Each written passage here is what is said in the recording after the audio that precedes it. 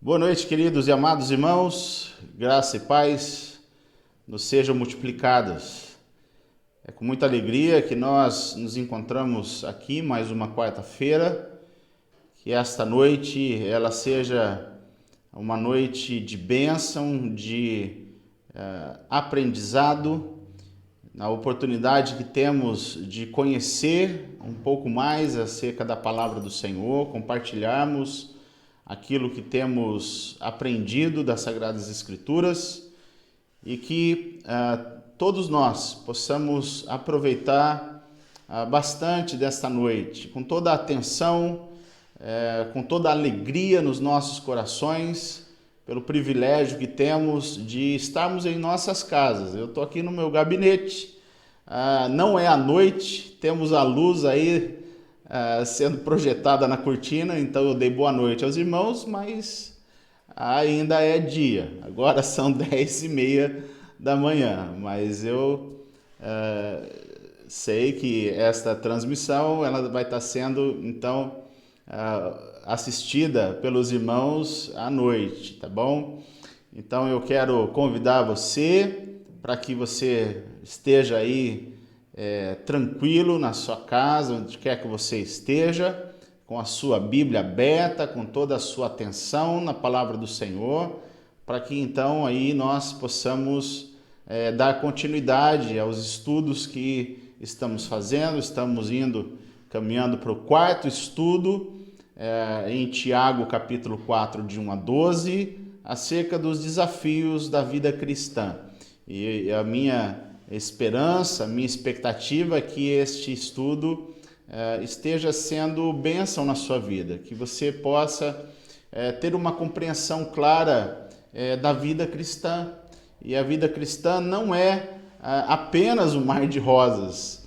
Então, a necessidade que temos de compreender, de termos uma percepção clara acerca da vida cristã, ela se faz necessária, porque compreendendo as dificuldades que temos, os desafios que temos na nossa vida cristã, nós podemos nos preparar para ela.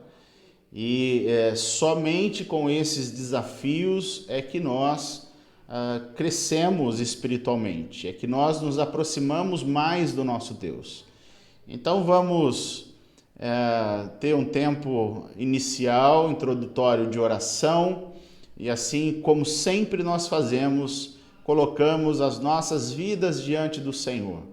E assim o Espírito Santo do Senhor, que é o nosso guia, aquele que nos conduz a toda a verdade, que nos convence do pecado, da justiça e do juízo de Deus, ele possa nos trazer luz, fazer com que possamos ter uma compreensão clara daquilo que vamos estar compartilhando da palavra do Senhor, e que ele nos leve, nos encaminhe a uma vida de prática da palavra do Senhor, para que não sejamos, como Tiago mesmo diz, que não sejamos apenas ouvintes, mas sejamos praticantes da palavra do Senhor. Então feche os seus olhos e vamos colocar as nossas vidas diante do altar do Senhor em oração. Deus, nós agradecemos ao Senhor por mais uma quarta-feira que nós estamos tendo a oportunidade de nos voltarmos, ó Deus, para este estudo que tem sido, ó Deus, bênção em nossas vidas, que nos tem levado, ó Deus, a compreendermos que os desafios da vida cristã, eles têm um objetivo específico quanto ao nosso relacionamento contigo, quanto à maneira que precisamos viver de tal forma que agrade ao Senhor, que glorifique o nome do Senhor e traga um bom testemunho àqueles que ainda não te conhecem. Para isso, ó Deus, precisamos da ação do Senhor, que o Senhor nos auxilie nesta jornada, para que possamos enfrentar esses desafios pelo poder do Senhor, com o auxílio do Teu Espírito Santo, e assim possamos, ó Pai, viver uma vida cristã verdadeira, genuína, que possa produzir bons frutos. Abençoe o tempo que teremos agora. Fale aos nossos corações, usa a minha vida para que as minhas palavras sejam exclusivamente as tuas palavras. Em nome de Jesus que nós oramos. Amém e amém. Muito bem, queridos. Então nós vamos dar sequência ao nosso estudo, Desafios da Vida Cristã. Eu espero que você já tenha aberto a sua Bíblia em Tiago capítulo 4, versos de 1 a 12. E aí então nós vamos dar sequência à leitura do texto, para que assim então a gente possa saber, né, e até mesmo relembrar aquilo que já tratamos nos estudos anteriores. Então acompanhe comigo a leitura. De onde vêm as guerras e contendas que há entre vocês? Não vêm das paixões que guerreiam dentro de vocês? Vocês cobiçam coisas e não as têm. Matam e invejam, mas não conseguem obter o que desejam. Vivem a lutar e a fazer guerras. Não têm, porque não pedem. Quando pedem, não recebem, pois pedem por motivos errados, para gastarem seus prazeres. Adúlteros, vocês não sabem que a amizade com o mundo é inimizade com Deus? Quem quer ser amigo do mundo, faz-se inimigo de Deus. Ou vocês acham que é sem razão que a Escritura diz que o Espírito que ele fez habitar em nós tem fortes ciúmes? Mas ele nos concede graça maior. Por isso diz a Escritura: Deus se opõe aos orgulhosos, mas concede graça aos humildes. Portanto, submetam-se a Deus, resistam ao diabo, e ele fugirá de vocês. Aproximem-se de Deus, e ele se aproximará de vocês. Pecadores, limpem as mãos, e vocês que têm a mente dividida, purifiquem o coração. Entristeçam-se, lamentem-se e chorem.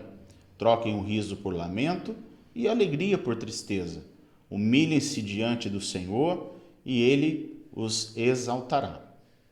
Irmãos, não falem mal uns dos outros. Quem fala contra o seu irmão ou julga o seu irmão, fala contra a lei e a julga. Quando você julga a lei, não a está cumprindo, mas está se colocando como juiz. Há apenas um legislador e juiz, aquele que pode salvar e destruir. Mas quem é você para julgar o seu próximo? Muito bem, queridos. Nós vamos relembrar os desafios anteriores. Primeiramente, nosso primeiro desafio que nós já trabalhamos encontra-se nos versos 2 e 3 e destacam que nós precisamos, há uma necessidade de fazermos uma reavaliação das nossas motivações, não é? Enquanto nós nos relacionamos com Deus e uns com os outros. Por quê?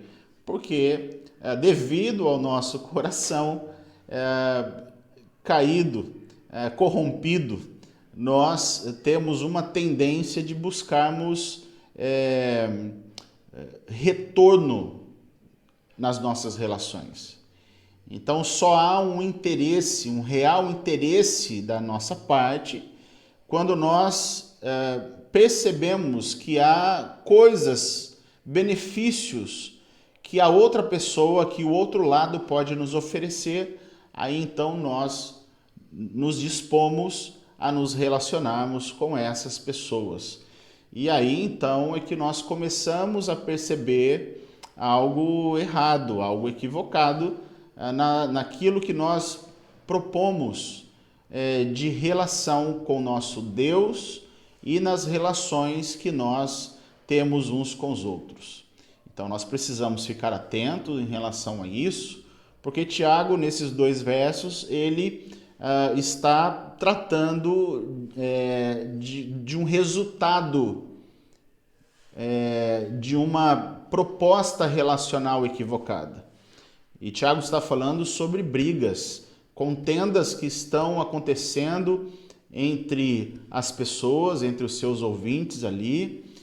Então, o que ele propõe é que a gente reveja o porquê que a gente está vivendo em comunhão uns com os outros, dentro de uma proposta inicial de um relacionamento com Deus. Então, pelo fato de termos uma proposta relacional com Deus, nós nos relacionamos uns com os outros.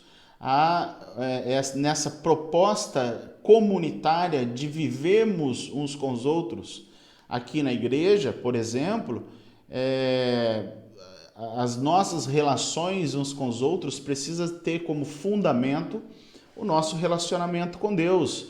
E o nosso relacionamento com Deus não pode ser um relacionamento de barganha, de troca, de busca de benefícios, porque em um momento específico pode ser que eu esteja solicitando alguma coisa de Deus, e certamente Deus, sabendo que aquilo que nós estamos pedindo não será o melhor para nós, nós não vamos receber. E quando a gente não recebe, a gente se entristece, e a nossa tristeza ela extravasa a tal ponto de contaminar os nossos relacionamentos interpessoais, os nossos relacionamentos aqui na igreja e fora da igreja.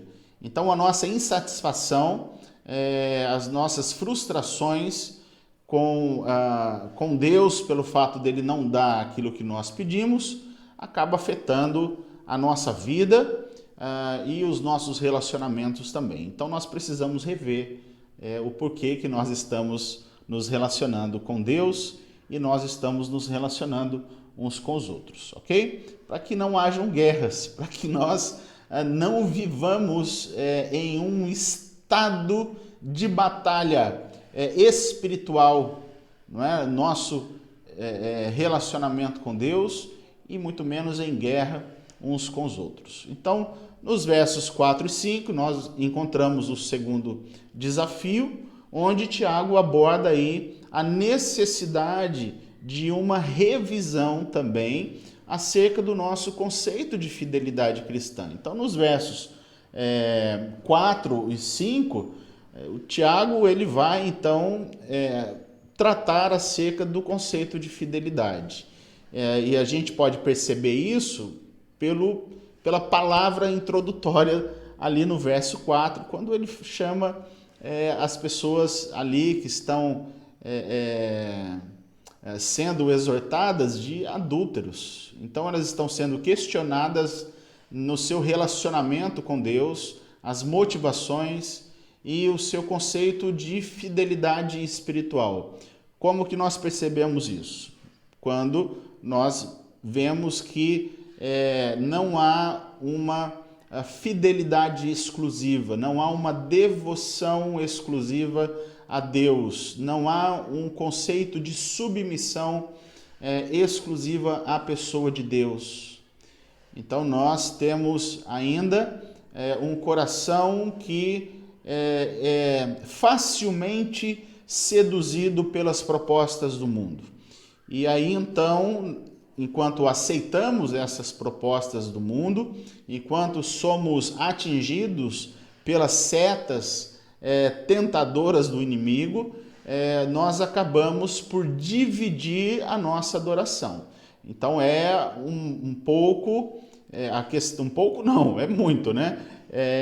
Nós nos tornamos idólatras também, não é? Porque nós acabamos dividindo a nossa adoração com outras coisas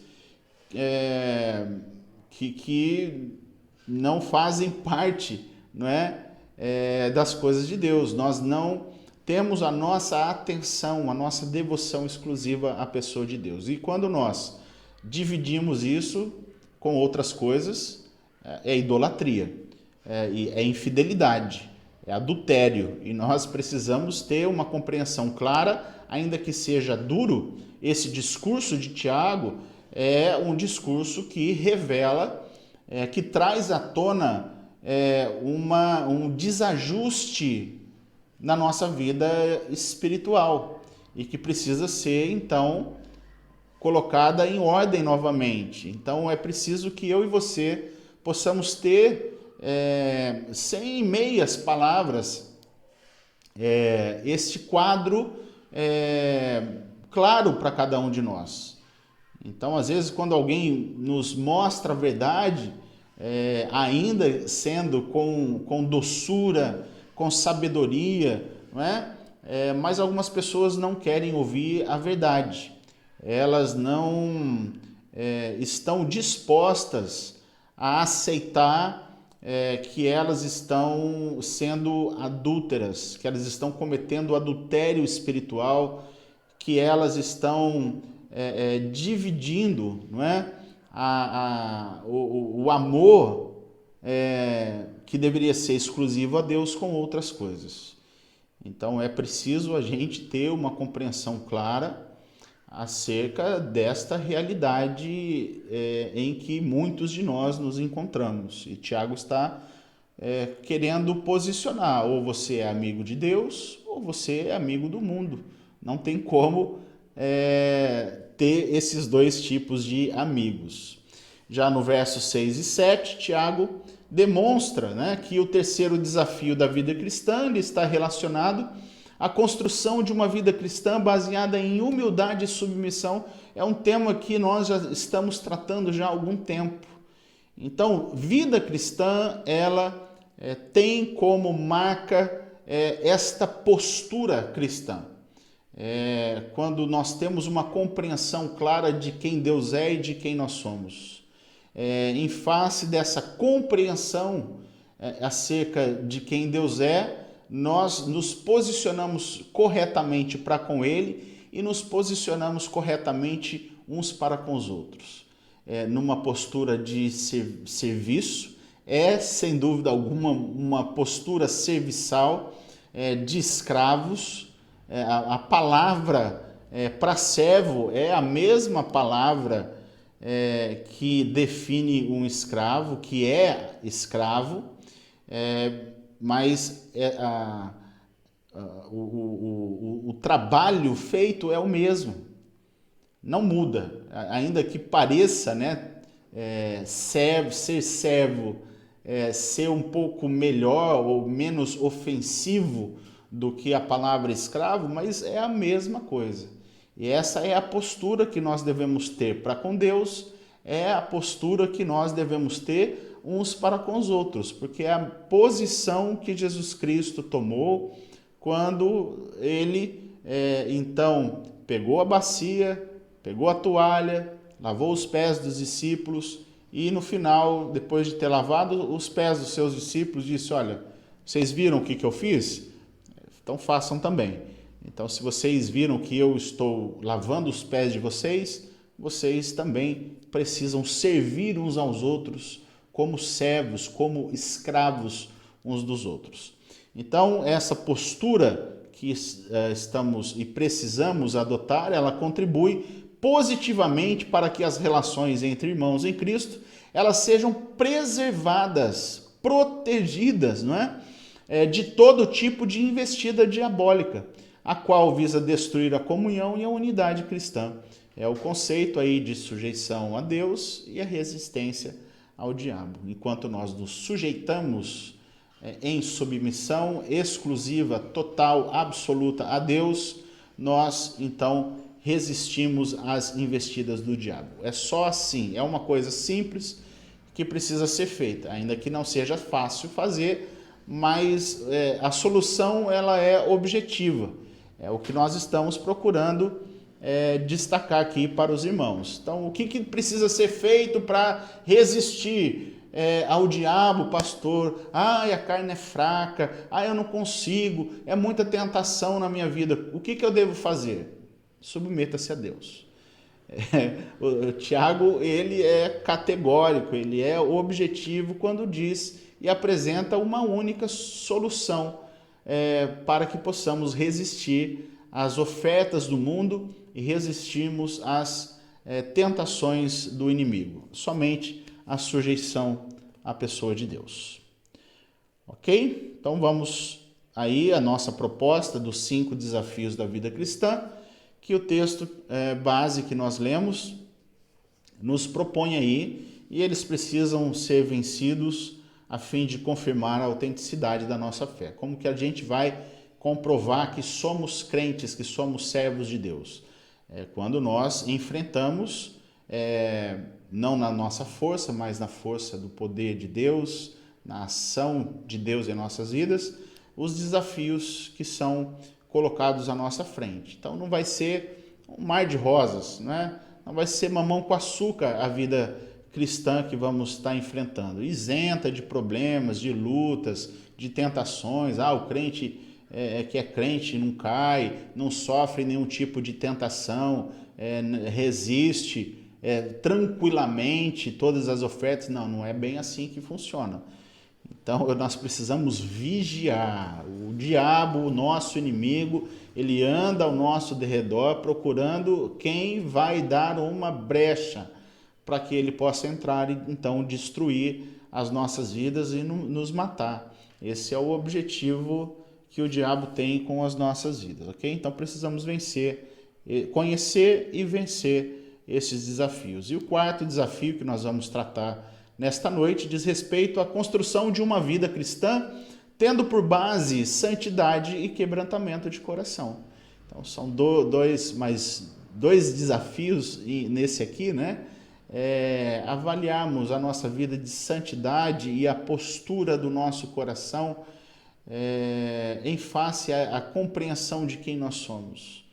Então nós fomos santificados por Deus, precisamos buscar a santificação e só iremos conseguir isso com o nosso coração completamente devoto a Deus, quebrantado, contrito, não é? Como o salmista disse, um coração quebrantado e contrito não desprezas, ó Senhor. Então, se nós queremos construir uma vida cristã real, não é? Verdadeira, nós precisamos ser santos e com este coração quebrantado, completamente disposto à vontade, à soberania, ao governo do nosso Deus. Então, os versos 8 e 9 são os versos que nós vamos tratar e trabalharmos nesta noite, ok? Então, preste atenção na leitura, mais uma vez, dos dois versos. Aproximem-se de Deus e Ele se aproximará de vocês. Pecadores, limpem as mãos, e vocês que têm a mente dividida, purifiquem o coração, entristeçam-se, lamentem-se e chorem. Troquem o riso por lamento e a alegria por tristeza. Humilhem-se diante do Senhor e Ele os exaltará. Ok? Algumas repetições no texto aqui, em tudo aquilo que nós já estamos vendo, mas é assim, batendo na mesma tecla em relação a algumas coisas que a gente vai, quem sabe, aprender a darmos valor, a darmos atenção a algumas coisas que são colocadas para nós. Não tem grandes... não é um passe de mágica que as coisas acontecem, não é? Não é uma novidade, eu nunca ouvi. Não, são princípios que nós já ouvimos. Quantas vezes já passamos os nossos olhos pelo texto, mas a questão é a atenção que nós damos para aquilo que está sendo colocado ali e constantemente repetido. Então, se há repetições nos textos que estamos lendo, é para que a gente comece a ter um pouco mais de atenção, de cuidado com aquele princípio, com aquela verdade que está sendo então colocada ali no texto. Então, a primeira observação que vamos fazer nesses dois versículos é em relação à proposta geral desses dois versículos. Então, o que nós percebemos aqui? Tiago abordando aí diretamente um relacionamento de intimidade e compromisso com Deus. É o que de fato nós queremos nesta proposta de vida cristã, na proposta que nos fizeram para aceitarmos a Jesus, é o termo que foi usado, aceite a Jesus, né? Ok, né? o que a gente espera depois desta decisão que nós tivemos para aceitarmos a Jesus? O que a gente espera dessa vida cristã? Nós queremos que seja um relacionamento próximo ou distante? É simplesmente pelo fato da gente dizer que agora somos crentes, ou somos evangélicos? Às vezes não é isso que acontece. Às vezes é apenas como eu costumo dizer, uma conversão social.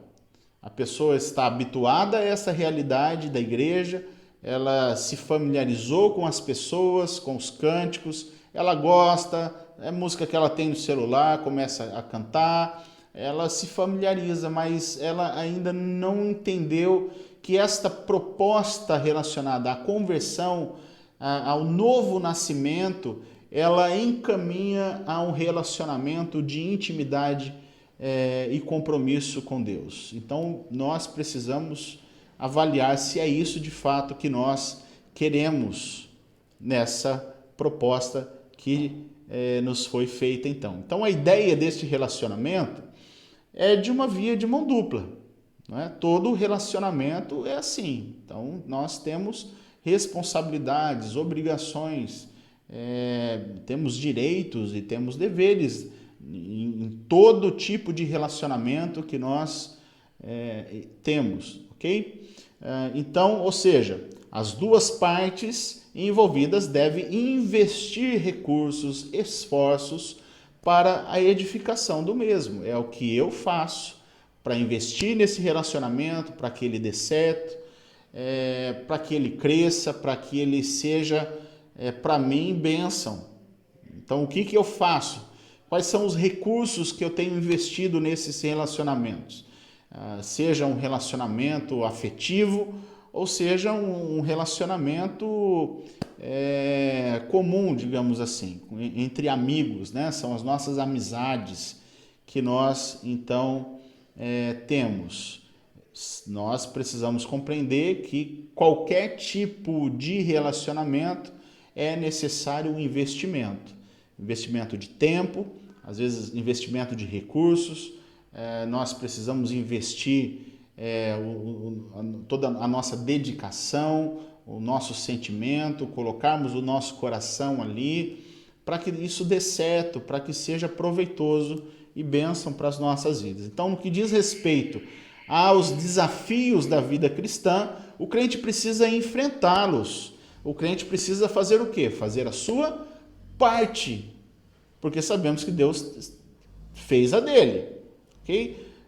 Na sua proposta salvífica, nós temos de forma clara ali uma obra já realizada, e foi realizada antes da fundação do mundo. E esta obra realizada por Deus na eternidade, quando Jesus Cristo veio, ele então realizou esta obra, então, mediante o sacrifício de Cristo, tornou possível nos ligarmos novamente ao Pai, nos ligarmos novamente uns aos outros, é o que nós trabalhamos na carta aos Efésios. Então, nesta proposta relacional, onde nós estamos sendo ligados novamente a Deus e uns aos outros, há necessidade de investirmos os nossos esforços, os nossos recursos, ok? Precisamos fazer a parte que nos cabe fazer. Por nós mesmos? Não, na dependência da ação de Deus, o qual providencia todos os recursos necessários para vencermos, ok? Então, Deus está fazendo a parte dele e nós precisamos fazer a nossa parte. Então, não dá para ficarmos numa posição apenas de cobrança do outro. É necessário a gente avaliar se nós temos também cumprido a parte que nos cabe neste relacionamento, cumprindo o que a gente já sabe que precisa cumprir para que este relacionamento dê certo, ok? Então lembremos que está sendo travada uma grande batalha por relacionamento e por amizade. É o que foi tratado no verso de número 4, quando Tiago chamou então ali os seus ouvintes de adúlteros, dizendo que a amizade com o mundo é adultério. Então, se nesta proposta de relacionamento com Deus nós estamos nos relacionando também com o mundo, nós estamos quebrando uma aliança. Nós estamos nos tornando adúlteros. Ser amigo do mundo é nos constituir inimigos de Deus, e precisamos nos posicionar, saber que nessa proposta de relacionamento não tem como atender os dois, né, ao mesmo tempo. Então, enquanto que o crente se esforça, emprega os seus recursos e deposita os seus corações, sentimentos, as suas vontades, os seus desejos numa relação com o mundo, automaticamente ele está desprezando o relacionamento de intimidade com Deus, se posicionando ao invés de amigo, se tornando, ao invés de amigo, um opositor. Então, quem se faz amigo do mundo se torna inimigo de Deus. Então, Deus vai militar contra essa pessoa. Quem não é por mim, é contra mim. Quem quer ser amigo do mundo, constitui-se inimigo de Deus. Então, não dá para ser amigo do mundo e também querer ser amigo de Deus, porque Deus é inimigo do mundo e de todos que seguem esse sistema mundano, corrompido do mundo.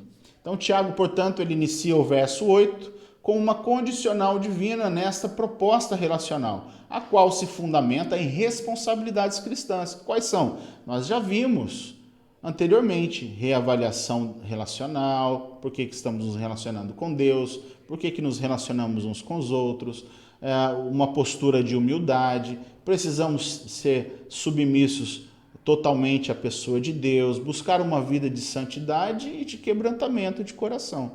Então, essas são as responsabilidades que nós precisamos cumprir neste relacionamento para que ele dê certo, para que ele seja proveitoso para cada um de nós. Então, segundo Tiago, intimidade com Deus começa quando tomamos a iniciativa de buscarmos a Ele em face de uma compreensão clara acerca de quem Ele é e daquilo que Ele já fez por nós. Será que Deus vai nos puxar pela orelha para a gente fazer aquilo? Não, nós precisamos ser motivados pelo amor. O que nos submete à vontade de Deus não é o temor no sentido do medo da justiça e do juízo de Deus, mas o que nos motiva à obediência, à submissão a Deus, é o amor que temos por Ele em face daquilo que Ele fez por nós. Não é? Compreendermos toda a obra de salvação, o que nós já vimos na exposição do livro, da epístola aos Efésios. É compreender o que Deus fez, o que Cristo fez por nós e o que o Espírito Santo de Deus fez por nós, para nos ligar a Ele e nos ligar novamente uns aos outros, como um só povo, como a igreja do Senhor. Então, nós precisamos avaliar esses benefícios para que aí então a gente possa, de fato, se posicionar do lado de quem que a gente quer estar, né? Então, intimidade começa quando a gente toma essa iniciativa. E essa iniciativa só é tomada quando então a gente compreende de forma clara quem é Deus para nós. Então, se alguém perguntar quem é Deus para você, não fique em dúvidas de ressaltar esta obra de salvação antes de qualquer outro tipo de benefício secundário. O que nós vemos na atualidade são pessoas ressaltando benefícios materiais. Não é que Deus não dê para essas pessoas. Eu tenho certeza que Deus dá, conforme a graça dele. Algumas pessoas pedem e ele dá o que algumas pessoas pedem, mas algumas pessoas não conseguem compreender que o maior benefício concedido está relacionado à obra salvífica, à obra de salvação. Então, ainda que ele não nos desse nada mais além daquilo que ele já nos deu, seria suficiente. Ele não precisaria fazer absolutamente nada mais, e isso nos motivaria automaticamente nos impulsionaria a buscarmos Ele, a irmos na direção dele, buscando este relacionamento de intimidade e proximidade com Ele. Então é importante também ressaltar que Deus, Ele não está implorando por um relacionamento. Coitadinho de Deus, aceita Jesus como seu Salvador. Não é assim. Algumas pessoas são apelativas nos seus apelos. Alguns pastores são apelativos, como se estivessem implorando para que as pessoas aceitassem a Jesus. Então, se uma obra divina não é realizada no coração dessas pessoas, não são os nossos argumentos, não são os nossos apelos que levarão essas pessoas a se aproximar de Deus. Então, quando Tiago fala, aproximem-se de Deus, e Ele se aproximará de vós. Então, ele não está implorando, fala, pelo amor de Deus, se aproxime de Deus, né? Faça este favor para Deus se aproximar. Não, nada disso. Então, Tiago não está implorando, mas ele está deixando claro aos homens as responsabilidades e os privilégios quanto à compreensão da graça compartilhada. É isso que Tiago deseja levar os seus leitores a essa compreensão. Olha o que foi feito por vocês, né? Olha os benefícios que vocês têm neste relacionamento. O que vocês podem obter de benefícios nesse relacionamento? Então, compreendam e se aproximem de Deus, né? Naturalmente. Então, essa compreensão da graça compartilhada e também de viver uma relação de exclusividade, né? Dessa forma, ele pode se posicionar como amigo de Deus ou inimigo de Deus. Toma a sua decisão. Então, percebendo colocando na balança o que você tem com Cristo e sem Cristo, pesa e decide do lado de quem que você quer ficar. Então, não vai ter nenhum tipo de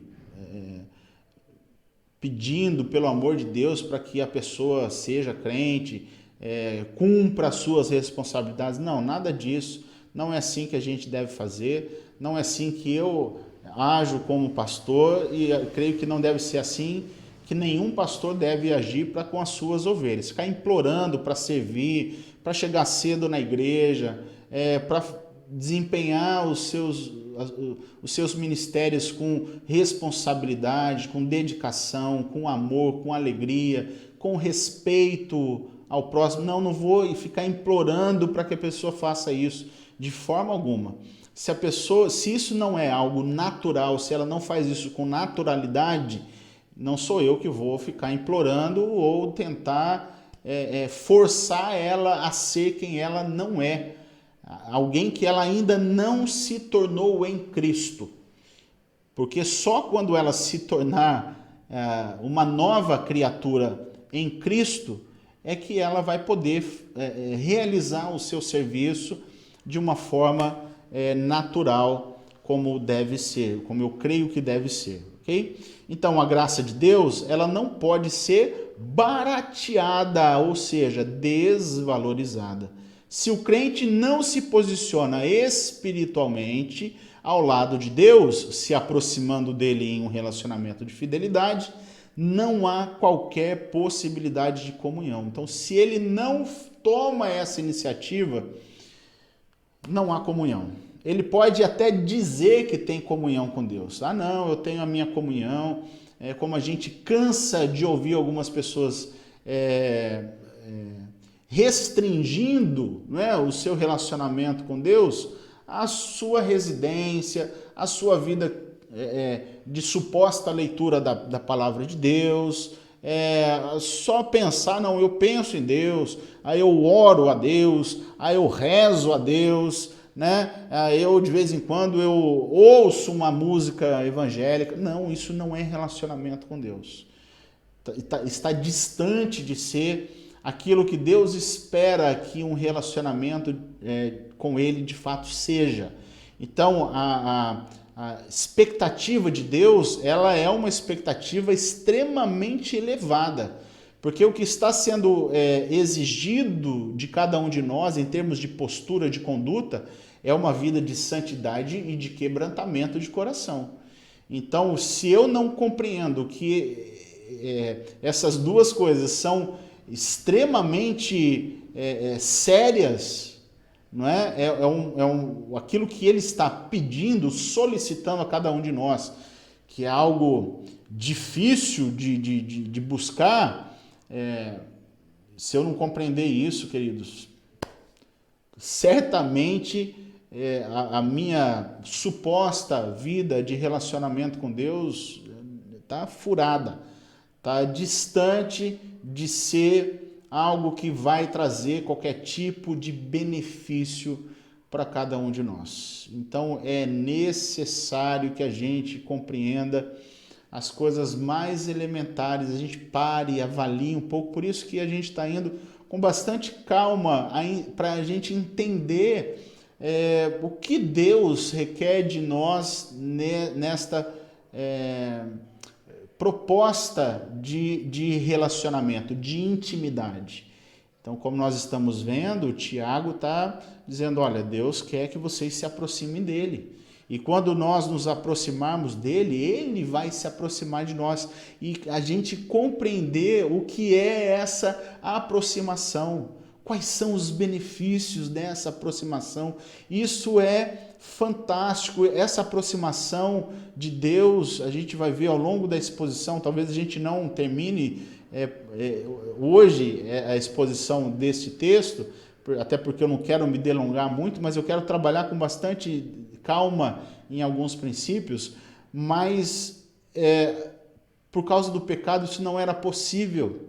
É necessário a gente voltar ao Antigo Testamento e percebemos toda a forma de culto, como que era o culto do Antigo Testamento, a questão da tenda, do sacerdote, sendo esse representante que precisaria velar por si, tomar cuidado da sua própria vida espiritual e também ser um representante do povo, enquanto iria ali prestar o sacrifício. Então é necessário toda essa compreensão dessa distância que havia entre Deus e o homem, o pecado, onde Deus estava ali na tenda, né, no Santo dos Santos, onde somente o sumo sacerdote poderia chegar até ele, e essa separação. E agora Tiago está falando, olha, se aproximem dele, e ele se aproximará de vós. Olha só, relacionamento. Enquanto eu ando a metade do caminho, Deus está também vindo ao meu encontro. A gente não está tratando sobre a obra da salvação em específico. Nós estamos tratando sobre os resultados da salvação, que é santidade e quebrantamento. Salvação, não existe essa realidade, pelo menos eu creio assim, do homem caminhar metade do caminho e Deus caminhar outra metade. Não, eu entendo que Deus em Cristo fez toda esta obra. Ele veio até nós, ele nos resgatou, até porque nós não teríamos, pela condição em que a gente se encontrava, não havia como o homem se aproximar de Deus. Então foi necessário Deus se aproximar do homem. Por isso que Deus enviou o seu Filho ao mundo, e a obra da salvação, esta obra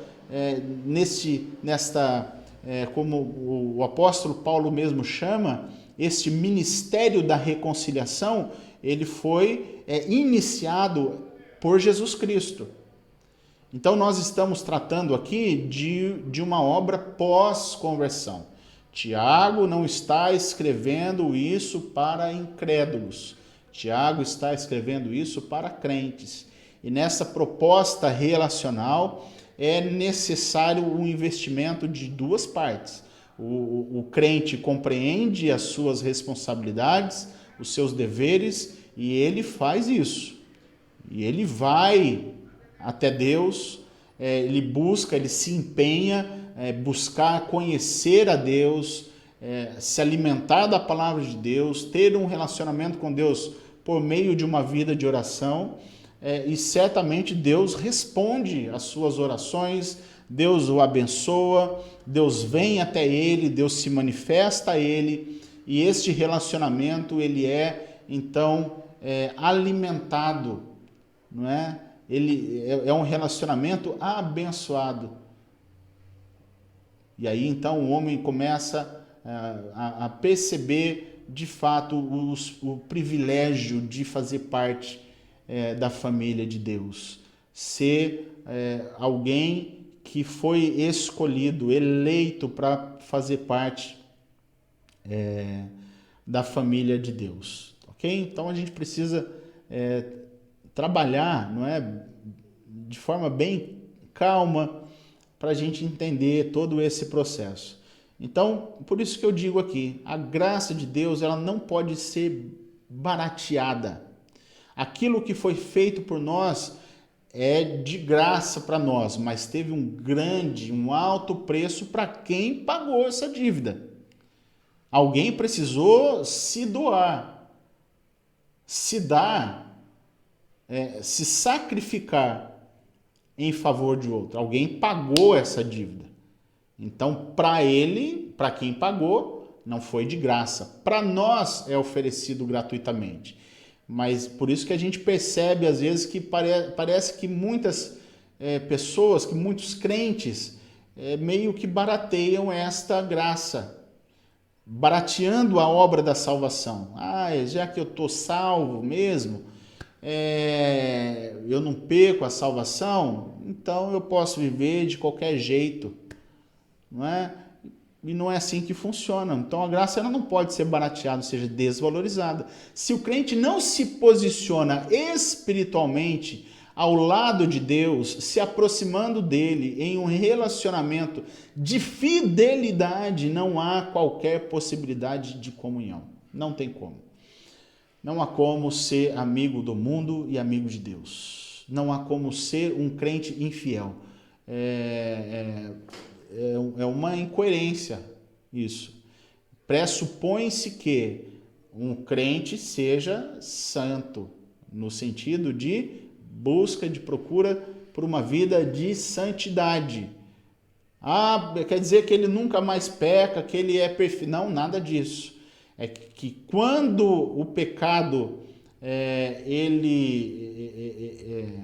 ele acontece, não é? Ele precisa ser visto como um acidente de percurso, não como uma constância na sua vida, né? Não como um hábito, como algo natural na sua vida. Não, foi acidente de percurso. Olha, errei, mas deixa eu voltar.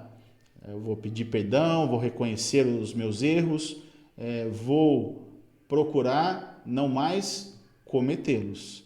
Então, acidente de percurso, não um estilo de vida. Pecado para algumas pessoas que ainda se dizem crentes, não é um acidente de percurso, mas às vezes é um estilo de vida, e é contra isso que nós precisamos lutar, ok? A graça valorizada, queridos, ela se expressa em mudança e transformação de vida, a qual, enquanto nos aproxima de Deus, nos afasta do pecado. E aqui eu gostaria de finalizar o nosso estudo de hoje. A gente vai dar sequência na semana que vem, ainda, né, no estudo de número 4, mas eu não gostaria de delongar muito esse vídeo. Os nossos outros estudos estavam quase beirando aí 1 hora de estudo, mas eu gostaria de levar os irmãos nesse pouco de exposição do texto a considerar algumas coisas que eu entendo serem fundamentais para a sequência do nosso estudo. E o que nós estamos batendo na tecla aqui é, de fato, avaliarmos a nossa percepção acerca das responsabilidades que nós temos quanto à nossa conduta. O que foi nos solicitado? O que foi pedido para cada um de nós quanto à nossa postura cristã? Que nós possamos compreender isso. O que diz, lembra que nós tratamos na exposição de Efésios quanto a vivemos de maneira digna do nosso chamado.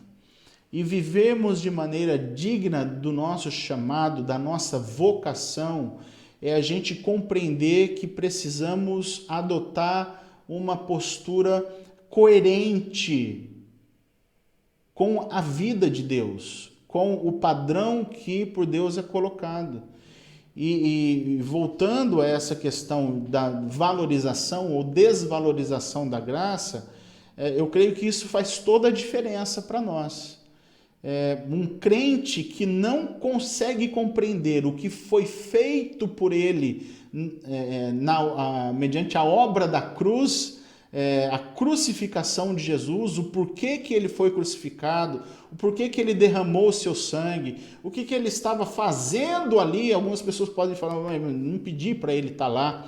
Ele tomou a cruz porque ele quis, porque ele teria todo o poder para sair ali da cruz. Mas se ele saísse de lá, a obra da salvação ela não seria consumada. Ela só foi consumada quando o próprio Jesus Cristo disse: está consumado. Tudo o que precisaria ser feito quanto à obra da redenção humana foi feito, se consumou. E ele, ali na cruz, ele estava representando a mim e a você. Ou seja, a obra, a cruz era minha, era sua. Então eu não posso desvalorizar a obra da graça. Eu não posso diminuir a obra da graça de Deus em Cristo Jesus. Então, como eu valorizo essa graça? Tomando ciência das minhas responsabilidades. Enquanto eu compreendo aquilo que foi feito por mim, eu ajo, eu coloco em prática aquilo que condiz com uma pessoa regenerada. Eu vou fazer com que esta graça que foi manifesta a mim quanto à obra da salvação, ela possa trazer bons frutos. Então, se eu sei que alguém morreu por mim, eu preciso morrer por mim, para que a vida de Deus, a vida de Cristo, ela então passe a viver através da minha vida. Isso é valorizar a graça. Ok? Isso é valorizar aquilo que foi feito por cada um de nós. Como eu coloquei aqui, não é? A graça valorizada, ela se expressa em mudança e transformação de vida. Então, se alguém não foi transformado na sua maneira de viver, na sua maneira de pensar, na sua maneira de agir, continua desvalorizando a graça de Deus em Cristo. Porque se ela foi feita por ele, ele precisa viver de tal forma a compreender que esse favor divino tem uma proposta de transformação completa na sua vida. Então perceba que essa graça, quando ela é valorizada, ela tende a nos aproximar de Deus, ao passo em que ela naturalmente nos afasta do pecado. Então nós, por enquanto, nós encerramos aqui, temos muito mais ainda para ver desse estudo. Como eu disse, eu gostaria de ir com bastante calma na exposição desse estudo, para não me delongar muito, não quero que ultrapasse muito, como tem sido, né, os outros estudos, quase beirando aí 1 hora, mas eu gostaria que esse pouco de tempo que nós trabalhamos nesta noite, para vocês, para mim ainda é dia, que possa, queridos, gerar bons frutos para você. Que eu e você possamos compreender os benefícios da vida que nos foi proposta por Deus em Cristo. Que a gente possa perceber que não há outro caminho, não há absolutamente nada que possa nos trazer prazer, alegria, realização, que não esta vida cristã que nos foi apresentada por Deus em Cristo e cheia de desafios. Santidade, quebrantamento de coração. Comece a pensar sobre esses dois elementos, esses dois desafios durante essa semana. Nós estamos na IBD tratando com o Aislan de algumas brechas na santidade. Então, que enquanto a gente está martelando um pouco nesse tema, que a gente possa se questionar, não é? Se perguntar o que a gente tem de fato vivido de santidade. Quais são os elementos que comprovam, não é? Os frutos que comprovam uma vida de santidade na minha e na sua vida. E como que a gente, quando nós somos confrontados com o nosso pecado, com as nossas atitudes, como que a gente se posiciona em relação a isso? Qual a atitude do nosso coração? É um coração quebrantado? É um coração disposto? É um coração ensinável? Ou seja, completamente moldável à vontade de Deus? Ou é um coração endurecido? Um coração insensível, que não consegue compreender as orientações de Deus, os benefícios do padrão de Deus para uma vida de santidade para cada um de nós. Aquilo que Deus está pedindo para mim é grande demais, é difícil demais, é impossível de chegar nisso, nesse patamar. Então, deixa eu tentar viver a vida cristã do meu jeito. Então, muito cuidado com isso. Eu gostaria mais uma vez de orar, encerrando esse tempo de estudo. Se prepare para a semana que vem, a gente então dá continuidade a esse estudo bíblico, tá bom? Feche os seus olhos mais uma vez. Bendito e santíssimo Deus, louvado seja o teu nome, ó Pai, pelo tempo que passamos aqui, mais uma vez, nesta noite, onde tivemos a oportunidade de sermos confrontados quanto à nossa vida de santidade, quanto à nossa postura no nosso coração, quando nós nos aproximamos do Senhor, ou quando o Senhor se aproxima de nós.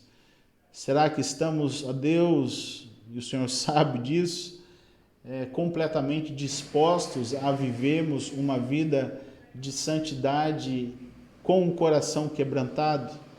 Ou estamos, ó Deus, lutando contra isso, vivendo a nossa vida na prática do pecado, com corações completamente insensibilizados devido à prática do pecado? O Senhor conhece, o Senhor sonda os corações, e eu oro por cada pessoa que está assistindo este vídeo, que o teu Santo Espírito possa sondar os corações e levá-los todos a um arrependimento, a uma postura que de fato possa condizer com a postura de alguém que teve um encontro contigo, alguém que se aproximou do Senhor e que teve o privilégio de ter e receber o Senhor se aproximando também de suas vidas. Santifica-nos e quebranta-nos. Em nome de Jesus que nós oramos. Amém. Queridos, que Deus te abençoe. Boa noite de sono para você. Acompanhe-nos nas redes sociais. O pastor tem o seu canal no YouTube, Pastor André Souza. Entre lá, curta os vídeos, compartilhe com outras pessoas. A igreja agora tem um canal no YouTube, Primeira Igreja Batista em Vista Alegre. Se você não se inscreveu também no canal da igreja, se inscreva, compartilhe com outras pessoas. Vamos tentar aí chegar a 1 milhão de inscritos no canal da nossa igreja, tá bom? Compartilhe os nossos vídeos. Temos também o canal da Batista Alegre no Facebook, que você possa também entrar lá, possa fazer os seus comentários, que você possa compartilhar com outras pessoas ali também os vídeos que temos feito, né? As transmissões que nós temos feito da nossa EBD e também do nosso culto de domingo à noite. Então, que Deus abençoe você, fique com Deus e até a semana que vem, em nome de Jesus.